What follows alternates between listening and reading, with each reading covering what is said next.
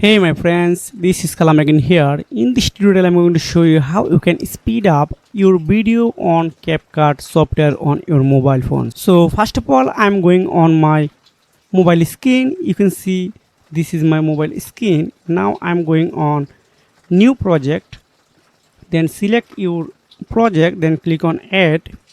Then you can see this is my video. At first I want to play. You can see this is a very slow.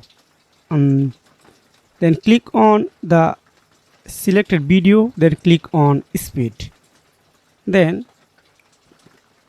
click on normal. Then here is a speed up option. If you speed up 4 up, then click on here. Then wow, you can see this is super easy. So this is the method you can speed up your video on CapCut with very easy way. Then click on export. Then it's exporting starting. So this is the method. If you have found this very helpful for you, make sure like and subscribe this channel. See you again. Take care. Goodbye.